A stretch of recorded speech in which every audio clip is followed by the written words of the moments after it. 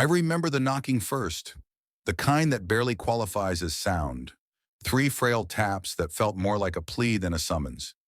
When I opened the door, my twin sister stood there hunched beneath a hood, shoulders shaking as if her own bones were betraying her. She lifted her face slowly, and the world narrowed to the brutal truth written across her skin.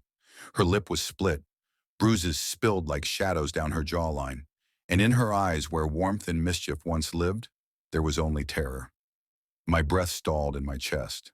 I didn't need her to tell me who did it. I had always known what Daniel was capable of long before she ever admitted it. Daniel, the charismatic attorney who charmed our parents, toasted at our wedding table, joked to a room full of guests that he married the better twin. Everyone laughed, even she laughed, but bruises don't laugh, tremors don't lie. And that night, she wasn't the sister I grew up with. She was a woman hunted by the man who vowed to protect her. She didn't speak at first. When she finally did, the words came out in a tremble, spilling years of hidden torment. How the pain began as clumsy accidents, then slipped into justification, then morphed into discipline. How he isolated her piece by piece. How he chipped away at her voice until she barely recognized its echo. She told me she had nowhere else to go, that she was tired, so tired, and terrified to keep surviving the next day. Holding her, feeling every rib beneath my hands, something icy and precise settled inside me.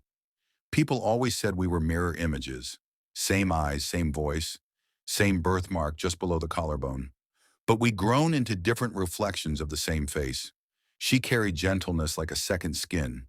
I carried control like armor. And in that moment, the armor settled into place. "Let me handle it," I told her. She shook her head violently. "Don't. He'll kill you."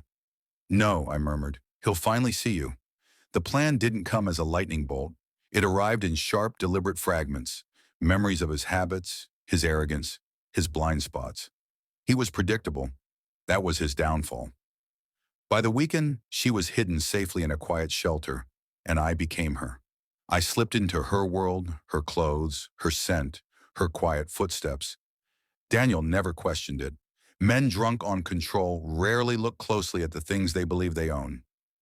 The first night, he snapped at me the second I walked into the kitchen. "Dinner's cold again." I lowered my gaze and whispered, "I'll make it right tomorrow." He grumbled, sat down, ate, and never once looked long enough to notice the slight shift in my posture, the stronger set of my jaw. But I watched him. Every bite, every twitch, every petty surge of dominance. And I didn't just want consequences. I wanted him to disintegrate from the inside out. His secrets were embarrassingly easy to find. Offshore accounts tucked beneath meaningless shell corporations, bribes disguised as consulting fees, a mistress, his paralegal. I photographed everything, mirrored his passwords, forwarded copies to an anonymous inbox.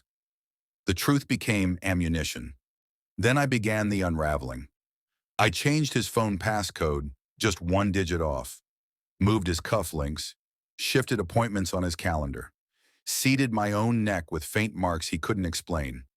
And when he confronted me with wild accusation, I staggered back with perfect confusion and whispered, "You did this last night.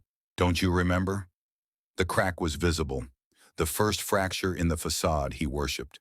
3 weeks in, he was unraveling beautifully. His partners questioned missing funds. His mistress stopped answering. He paced the house at night like a man haunted by a ghost he created himself. One evening, I found him muttering in the dark, "She's doing this. She's playing games." I leaned against the doorway. "Maybe you're just losing control." He spun around, eyes bloodshot and frantic. "You think I don't know what's happening?" I smiled. "No, Daniel, that's exactly the problem. You never knew." The night everything ended, I made sure he was awake for the performance.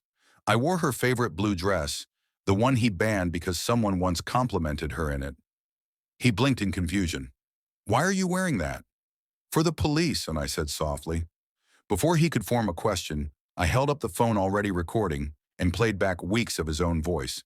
Threats, insults, the slap that echoed through the house like a gunshot. Then I showed him the bank files, the payments, the evidence. His mouth went dry. "You can't prove any of—" "I already did." The knock at the door landed at the perfect moment. Detectives stepped inside. His face paled as they read him his rights, and as they cuffed him, he truly looked at me, really looked. His eyes tracked the tilt of my chin, the steadiness of my stare, and I watched realization slide across his features like a storm. "You're—" he began. "No," I said. "I'm not her." He froze as they pulled him away. My sister watched from the car, tears slipping silently as she held my hand. "You could have been hurt." "I wasn't careless," I told her. "He knows it wasn't me now." "Good, I said. "Let him remember that for the rest of his life." 6 months later, a judge shredded his career. Fraud, assault, obstruction. His reputation dissolved. My sister healed in slow, steady layers. She painted again. She laughed again. She lived again. And sometimes, late at night, I replay the moment he realized the truth. That the woman standing before him wasn't the one he'd tried to break, but the one who came to break him.